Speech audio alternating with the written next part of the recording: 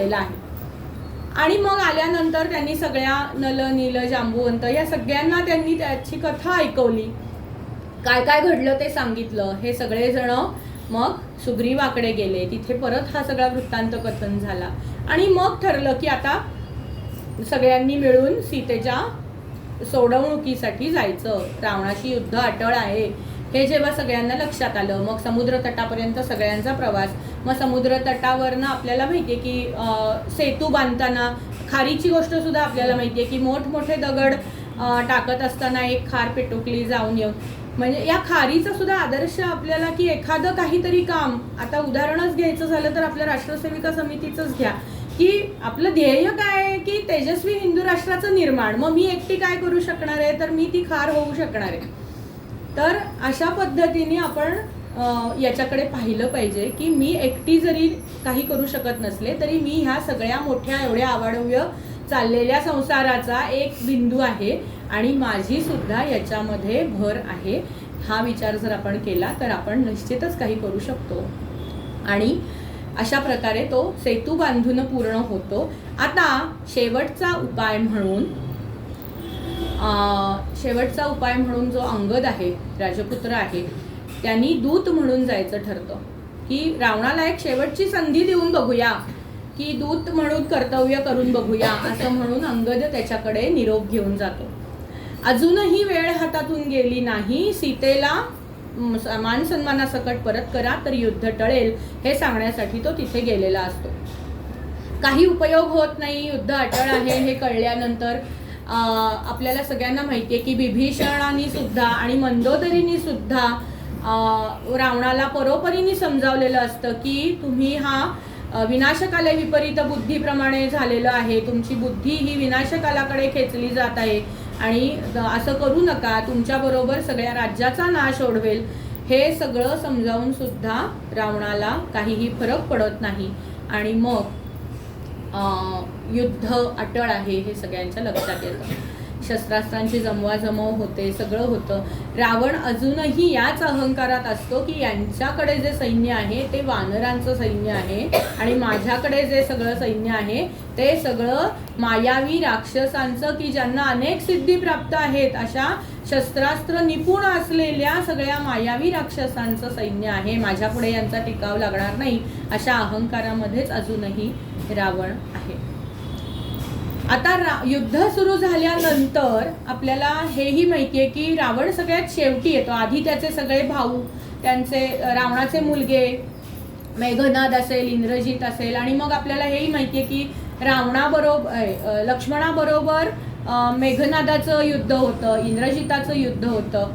आणि मग आपण आत्ता जी आरती म्हणतो त्याच्यामध्ये असं आहे ना की लक्ष्मणा लागलीसे शक्ती, तर ते शक्ती नावाचं अस्त्र आहे आणि ते अस्त्र ह्याला लक्ष्मणाला लागल्यामुळे तो मूर्छित होतो.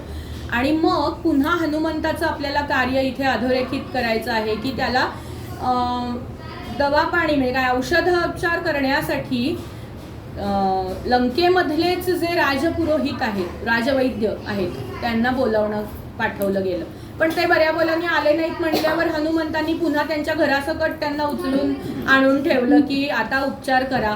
आणि मग ते सांगतात की संधानी, विशल्यकरणी, संजीवनी आणि संधानी, विशल्यकरणी आणि अजून एक काहीतरी, अशा 4 वनस्पती आणायच्या असं सांगितलं. पण त्या सूर्योदयाच्या आत आणायला पाहिजेत. आणि मग त्या कशा आहेत, कुठे आहेत हे सगळं सांगितल्यानंतर कोण जाणार. मग पुन्हा हनुमंत गेले, द्रोणागिरी पर्वत उचलून इकडे घेऊन आले. हे सगळं आपल्याला माहिती आहे. आपल्याला ह्या सगळ्या औषधोपचार झाल्यानंतर मग ते म्हणजे कथेचा भाग रंगवून न सांगता मी आता पटापट पुढे जाते की आपल्याला वेळेत पूर्ण करायचं आहे सगळं. आता हे औषधोपचार झाल्यानंतर मग पुन्हा रामाचं मन भावाबद्दल कसं विभलं होतं की माझ्यामुळे आज ह्याला काही होता का म्हणे, ही भावना त्यांच्यामध्ये असते. आणि मग त्याला त्या वनस्पतींच्या उपचारांनी शुद्ध येते. पुन्हा दुसऱ्या दिवशी याला सुरुवात होते, युद्धाला सुरुवात होते. आणि मग इंद्र आपला रथ देऊ करतो रामांना की आत्तापर्यंत राम हे जमिनीवरून युद्ध करत असतात, पण जेव्हा असं लक्षात येतं की आता युद्धाचा शेवटचा टप्पा आलेला आहे आणि आता जर मदत केली नाही तर काही उपयोग नाही, म्हणून इंद्राने त्यांचा रथ देऊ केला. त्याच्यानंतर बिभीषण इकडे आलेले, मध्ये माझं एक वाक्य बोलायचं राहिलं की बिभीषण त्यांचा पक्ष बदलून इकडे येतो, रामाची साथ तो सोडून देतो आणि इकडे सत्पक्षामध्ये येऊन मिळतो. त्याच्यावर शंका घेतली जाते की हा खरंच म्हणजे सच्च्या मनाने आला आहे का, अशी शंका घेऊन त्याची परीक्षाही घेतली जाते.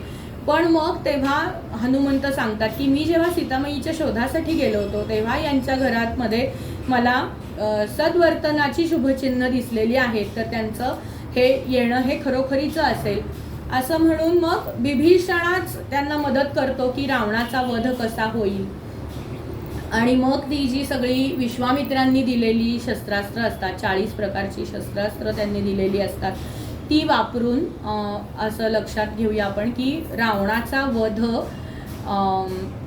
म्हणजे बिभीषणाच्या मदतीने आणि बाकीच्या पण सगळ्या या नल नील सुग्रीव जांबुवंत या सगळ्यांच्या साथीने आणि बिभीषणाच्या मदतीने रामानी रावणाचा वध केलेला आहे. सियावर रामचंद्र की जय. आता हा वध केला असं बाण लागला आहे, पण एका रामायणामध्ये असं उल्लेख आहे की रावण हा सुद्धा विद्वत पंडित होता, तर त्याची विद्वत्ता त्याच्याबरोबर संपून जाऊ नये म्हणून रामानी लक्ष्मणाला त्याच्याकडे पाठवलं आणि प्राणोत्क्रमण होण्यापूर्वी त्याच्याकडची विद्या तू शिकून घे असं म्हणून लक्ष्मणान तिथे गेलेला आहे आणि त्याला वंदन करून असं सांगितलं आहे की शेवटच्या क्षणी तुझं माझं आत्म्याचं काही वैर नाही, तर तुमची विद्या मला द्या. आणि मग रावणाने सुद्धा मोठ्या मनाने त्याला विद्या दिलेली आहे आणि मग त्याने प्राण सोडलेला.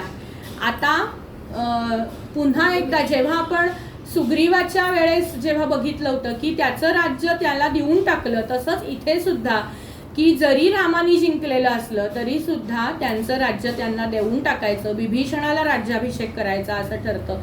पुन्हा एकदा तेच राम म्हणतात की मी नगरीमध्ये प्रवेश करणार नाही, तर लक्ष्मणाकरवी बिभीषणाचा राज्याभिषेक घडवून आणतात.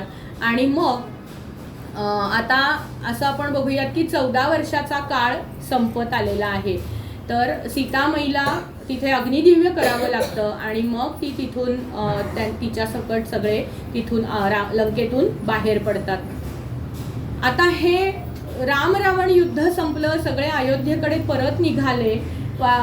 बिभीषणासकट सगळ्यांना रामांनी अयोध्येला चलण्याचं निमंत्रण दिलं आणि मग असं वर्णन आहे की पुष्पक विमानामध्ये बसून सगळेजण अयोध्येला निघाले. आता ह्या सगळ्या गोष्टीमध्ये एक महत्त्वाचा भाग मला कोणीतरी परवा म्हणालं होतं की तुम्ही शत्रुघ्नाचं हे जरा सांगा, तर मुद्दाम त्याच्यासाठी आज मी वेळ राखून ठेवलेला आहे की भरत भेटीचा प्रसंग मी काल पूर्णपणे वगळून टाकला होता, तो याच्यासाठी की शत्रुघ्न हा म्हणजे काय म्हणूया आपण अनसंग हिरोज म्हणतो ना, तसा आहे की जेव्हा भरत आजोळाहून परत आला तेव्हा वनवासामध्ये गेलेल्या रामाला परत आणण्यासाठी त्याला भरतानी आजोळ्याहून परत आल्यानंतर अयोध्येमधली सगळी परिस्थिती पाहिली, त्याला सगळ्यांचा प्रचंड राग येतो आणि मी कुठल्याही परिस्थितीत रामाला परत घेऊन येणार असं म्हणून तो सगळे लवाजमा घेऊन निघतो. तेव्हा लक्ष्मण तापट स्वभावाचा असल्यामुळे मन कसं असतं आपलं बघा की पहिल्यांदी नाही त्या शंका मनामध्ये येतात, तसं त्याच्याही मनामध्ये नाही त्या शंका आलेल्या असतात की भरत आता आपल्याला इथे पण जगू देणार नाही की काय सुखानी असं म्हणून, कारण अयोध्येचा ध्वज त्या रथावरती त्यांनी पाहिलेला असतो. आणि मग तिथे भरत भेट घडते आणि मग त्यांच्या दोघांचा संवाद आपल्याला सगळ्यांना माहिती आहे की राम म्हणतात की तुझं कर्तव्य हे आहे की तू तुझ्या आईची आज्ञा पाळावीस, तुझ्या वडिलांची आज्ञा तू सुद्धा पाळ आणि मी सुद्धा पाळतो, मला वनवास आणि तुला राज्याभिषेक असं जर आपल्याला दोघांना सांगितलेलं आहे तर आपण दोघांनी आपापली कर्तव्य पार पाडूयात. आणि मग आपल्याला माहिती आहे की भरतांनी त्यांच्या पादुका मागितल्या आणि मग त्या पादुकांना मानसन्मानाने रथात बसवून त्यांनी अयोध्येला राजसिंहासनावरती पादुकांना प्रस्थापित केलं. हे सगळं म्हणजे 4 भाऊ आजच्या काळामध्ये आपण डोळ्यासमोर आणले 4 भाऊ, तर हे मला नाही वाटत काही शक्य आहे अशातल्या काही. पण त्या काळामध्ये आदर्शांसाठी सगळेजण कठोर जीवन जगलेले आहेत आणि म्हणून हे सगळे आपल्यासाठी म्हणजे काय देवतुल्य असे झालेले आहेत. भरतांनी राज्याभिषेक पादुकांना राजसिंहासनावरती बसवलं आणि अशी प्रतिज्ञा केली की जोपर्यंत माझा भाऊ राम हा वनवासातून परत येत नाही तोपर्यंत तो जे जीवन जगतो आहे तसंच्या तसं जीवन मी सुद्धा जगीन. आणि म्हणून अयोध्येच्या बाहेर नंदीग्राम नावाचं एक छोटं गाव आजही आहे, तर तिथे त्याने झोपडी बांधून राहायचं ठरवलं. आणि मग त्याच्या करवी किंवा त्याच्या विमर्श घेऊन राज्यकारभार चालवण्याचं काम कुणी केलं असेल तर ते शत्रुघ्नांनी केलेलं आहे. म्हणजे शत्रुघ्न हा काही न बोलता काम करत राहणारा असा आहे. म्हणजे कुठेही माझा नावाचा गवगवा व्हावा म्हणून त्यांनी काहीही केलेलं नाही. जसं लक्ष्मण हा रामाच्या सावलीसारखा राहिला तसं शत्रुघ्न हा भरताच्या सावलीसारखा कायम राहिलेला आहे. आणि मग तो जरी राजवाड्यात राहत असला तरी सुद्धा तो सुद्धा तृणशय्येवरती झोपत असल्याचं वर्णन आपल्याला बघायला मिळतं. म्हणजे राम आणि लक्ष्मण दोघेच वनवासात जरी गेलेले असले तरी सुद्धा भरत आणि शत्रुघ्न सुद्धा अयोध्येत राहूनही ते तृणशय्येवरच झोपत होते आणि एकभुक्त राहून त्यांनी ती 14 वर्ष घालवलेली आहेत. म्हणजे असं आपण बघतो की एकमेकांच्या बद्दल इतकी आत्मीयता असल्याशिवाय हे वर्तन हातून घडणं शक्य नाही. तर मी ह्या 4 भावांमधलं प्रेम तर आहेच, पण एक कर्तव्य भावना पण आहे की आज ते दोघं नाही आहेत तर त्यांच्या अनुपस्थितीमध्ये आपण हे सगळं सांभाळायचं आहे, वाढवायचं आहे. या भावनेनी त्यांनी दोघांनीही आपापली कर्तव्य पार पाडलेली आहेत.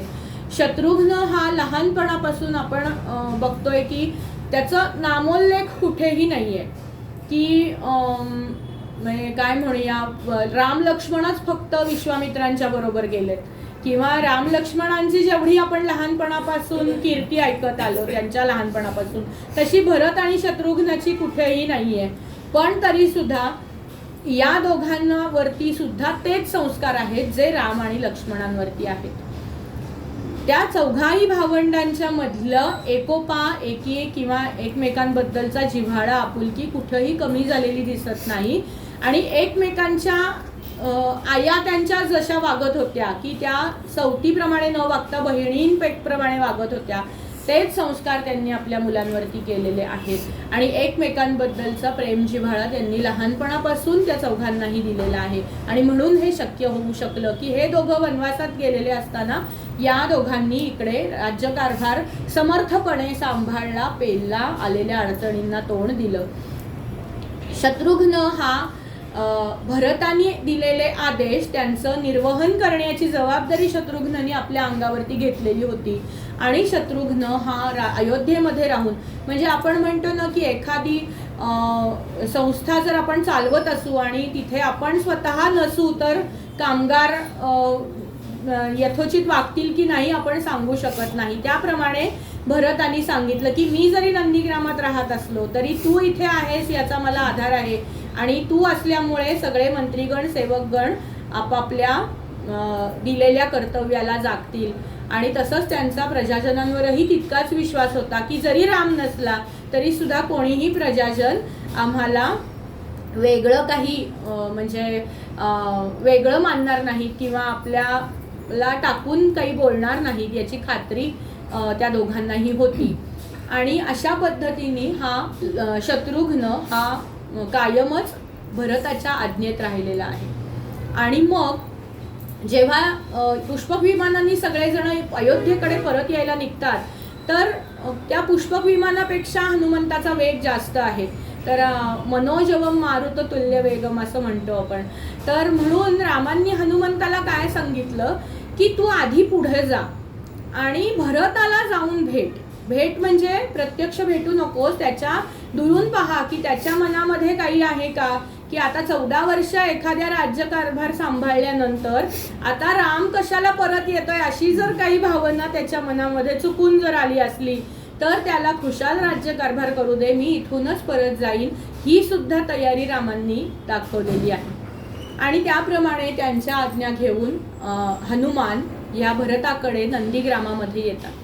पाहतो तर काय की ह्या भरतानी 14वं वर्ष संपत आलेलं आहे आणि प्रतिज्ञा अशी केलेली असते की 14व्या वर्ष संपून 15व्या वर्षाचा दिवस सरेपर्यंत जर राम आले नाहीत तर मी चिता अग्नीमध्ये प्रवेश करीन. त्यांनी चिता रचून ठेवलेली असते तिथे की 14वं वर्ष संपत आलेलं आहे आणि आता जर राम माझे परत आले नाहीत तर मी अग्निप्रवेश करीन. म्हणून त्यांनी जेव्हा हे सगळं हनुमंतांनी जेव्हा पाहिलं तेव्हा त्यांचं मन उचंबळून येतं की काय ही भावाभावांमधली आज आपण बघतो की एकमेकांमधलं प्रेम आहे हे. आणि मग त्यांनी राम येत असल्याची खबर दिल्यानंतर त्यांना खूप आनंद होतो. ताबडतोब सगळेजण राजदरबारामध्ये हनुमंत भरत राजदरबारामध्ये जाऊन ही बातमी देतात की राम येत आहेत. लगोलग सगळ्या स्वागताची तयारी होते.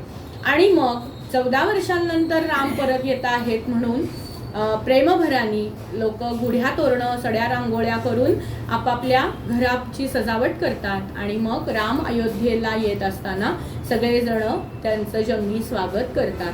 आणि मग रामांचा राज्याभिषेक होणार. त्यामुळे पुन्हा 14 वर्षांपूर्वी जितक्या उत्साहाने सगळी तयारी केलेली होती पुन्हा त्याच उत्साहाने सगळे प्रजाजन राज्याभिषेकाच्या तयारीला लागतात. आणि आता मात्र भरत स्वतःच्या खांद्यावरती ही जबाबदारी घेतो की या राज्याभिषेकामध्ये कोणतंही विघ्न येणार नाही आणि माझ्या रामाचा राज्याभिषेक पार पडेल. आता ह्या राज्याभिषेकानंतर आपण बघतो की चारही भाऊ अयोध्येमध्ये सुखाने नांदत आहेत. रामाचा राज्याभिषेक झालेला आहे. आणि ह्या आपल्याला पुढचं हे सगळं माहिती आहे की मग रामांनी एका परिटाच्या सांगण्यावरून सीतामाईचा त्याग केला. तर खूप ठिकाणी आपल्याला म्हणजे जे स्त्री स्वातंत्र्य आणि स्त्री चळवळीचे जे भोक्ते आहेत त्यांनी असं म्हटलंय की हा कुठला तुमचा राम आदर्श आलाय की ज्याने स्वतःच्या बायकोची काही चूक नसताना तिचा त्याग केला, असला कसला राम आलाय. ह्याला उत्तर आपल्याला देता आलं पाहिजे म्हणून मुद्दाम मी हा खरं म्हणजे आपण समितीमध्ये जेव्हा आपण रामायण सांगतो तेव्हा राज्याभिषेकापर्यंतच रामायण सांगत असतो. पण मी मुद्दाम हा उल्लेख आज अशासाठी करते की जर जनमानसामध्ये अशी काही घटना किंवा आपल्या कानावरती जर काही वावगं येत असेल तर त्याला आपल्याला उत्तर देता आलं पाहिजे. आणि म्हणून हा प्रसंग मी मुद्दाम इथे घेतलेला आहे की एका परिटाच्या सांगण्यावरून जरी असलं तरी त्याच्या मागे घडलेलं काय आहे ते आपण बघूया की सीतामाईनी लंकेतून निघताना अग्निदिव्य केलेलं आहे. मग त्याच्यावरती प्रजाजनांनी विश्वास नको का ठेवायला असं आपण म्हणू शकतो. पण मध्ये 14 वर्षांचा काळ बदललेला आहे. 14 वर्षांपूर्वी जे प्रजाजन आहेत ते आता नाही आहेत किंवा पुढची पिढी ज्यांनी राम अनुभवलेलाच नाहीये त्या पिढीमधल्या काहींच्या मनामध्ये ही शंका उत्पन्न होऊ शकते. आणि मग एकाच्या म्हणजे आपण म्हणतो ना की वाईट गोष्ट पसरायला अजिबात वेळ लागत नाही, ती वाऱ्यासारखी पसरते. आणि चांगली गोष्ट पसरायला मात्र खूप वेळ कालावधी लागतो. त्याप्रमाणे एकाच्या मनात आलेली शंका राज्यभर व्हायला अजिबात वेळ लागला नाही. आणि मग प्रजानुरंजन हे सगळ्यात महत्त्वाचं राजाचं कार्य असतं. तर प्रजेला सुखी ठेवणं आणि प्रजेच्या मनात कोणतंही किलमिश उभं राहू न देणं हे राजाचं प्रथम कर्तव्य असल्यामुळे सीतेनी स्वतः हे सांगितलं की तुम्ही माझे पती नंतर आहात, आधी तुम्ही एक राजा आहात आणि राजानी राजाचं कर्तव्य केलं पाहिजे. आपलं व्यक्तिगत आयुष्य राज्यकारभाराच्या आड येता कामा नये. आणि म्हणून माझा त्याग आता तुम्ही कथा ऐकताना असं ऐकलं असेल की लक्ष्मणाला सांगतो तो की सोडून ये. का सांगतो तर स्वतः सोडू शकणार नाही. त्यांचं दोघांचं एकमेकांवरती जीवापाड असं प्रेम असल्यामुळे आणि एकमेकांची मनं जुळलेली असल्यामुळे म्हणजे एक आत्मा दोन शरीर असं म्हटलं तरी चालेल. अशा पद्धतीने असल्यामुळे मग तो लक्ष्मणाला आज्ञा देतो की तू हिला वाल्मिकी ऋषींच्या आश्रमाजवळ सोडून ये. आणि मग तिथे मला एक अधोरेखित करण्याचा मुद्दा असा आहे की सीतामाई लक्ष्मणाला रामांसाठी एक निरोप देते. परत जाताना लक्ष्मणाकडे असं सांगते की रामांना जाऊन सांग की शोकविरहामध्ये बुडून जाऊ नका. तुमचं राज्यकारभाराकडे लक्ष असणं हे सगळ्यात महत्त्वाचं आहे. आणि ज्या कारणासाठी तुम्ही माझा त्याग करत आहात तेच जर तुम्ही केलं नाहीत तर माझा त्याग करण्याचा काही उपयोग होणार नाही. म्हणजे मला सोडल्यानंतर तुम्ही ज्या विरह दुःखामध्ये बुडून जाल आणि राज्यकारभाराकडे दुर्लक्ष होईल तर मला सोडण्यामागचं कारणच मागे पडेल. ज्या राज्यकारभारासाठी तुम्ही माझा त्याग करताय ते सोडू नका, त्याच्याकडे संपूर्ण लक्ष द्या आणि माझी काळजी करू नका असा निरोप खुद्द सीतामाईनी लक्ष्मणाकडे रामांसाठी दिलेला आहे. मग आपण असं म्हणू शकतो की जिथे खुद्द सीतेलाच काही प्रॉब्लेम नाहीये तिथे तुमच्या आमच्या सारख्यांना का प्रॉब्लेम असावा की त्या रामांनी सीतेचा त्याग केला. आणि मग आपण असं बघतो की त्या लवकुशांचा जन्म आहे. मग वाल्मिकींनी लवकुशांना सगळं रामचरित्र शिकवलं, त्यांना सांगितलं, गायन करायला अयोध्येमध्ये धाडलं जेव्हा की अश्वमेध यज्ञ रामानी मांडलेला असतो. पुढची सगळी कथा आपल्याला माहिती आहे आणि सगळ्यांचं गुणवैशिष्ट्यही आपण बघितलेली आहेत. राम, लक्ष्मण, सीता यांच्याच बरोबर भरत, शत्रुघ्न आणि सीतेच्या तिघी बहिणी श्रुतकीर्ती, मांडवी, उर्मिला ह्या सगळ्यांची सुद्धा चरित्र तेवढीच उज्ज्वल आहेत आणि आपण सगळ्यांनी ती जरूर जरूर वाचावीत अशी आहेत. आपल्या काय म्हणूया हनुमंताचं चरित्र असं आहे की त्याच्यासाठी एक पुन्हा वेगळं अख्खं रामायण घडवावं लागेल इतकं त्यांचं चरित्र विशाल आहे. ह्या सगळ्यांचं प्रत्येक व्यक्तिमत्व म्हणून वेगळा जर आपण अभ्यास केला तर आजच्या काळामधले नातेसंबंध आपल्याला लक्षात येतील की त्या नात्यांमध्ये तेवढा दृढ आणि कठोरपणा असल्याशिवाय ते त्या आदर्शांना पोचलेले नाही आहेत. आणि म्हणून पहिल्या दिवशी जसं सांगितलं की कठोर परिश्रमाशिवाय कोणीच व्यक्ती मोठी होत नाही, त्याप्रमाणे ह्या प्रत्येकाच्या आयुष्यामध्ये कठोरता ही पदोपदी आपल्याला दिसते. आणि त्यांच्या आयुष्यामध्ये कठोरता होती ती इतक्या टोकाची होती की आपल्या आयुष्यात येणाऱ्या अडचणी त्यापुढे काहीच नसतात.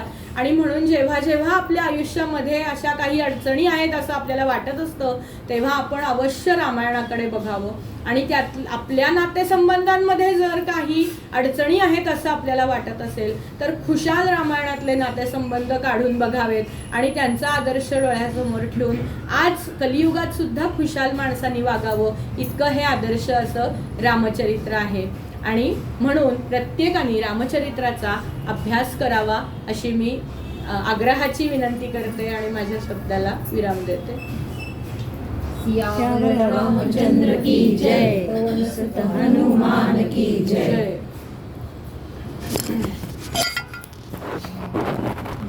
राम मंदिर बघितलंय का?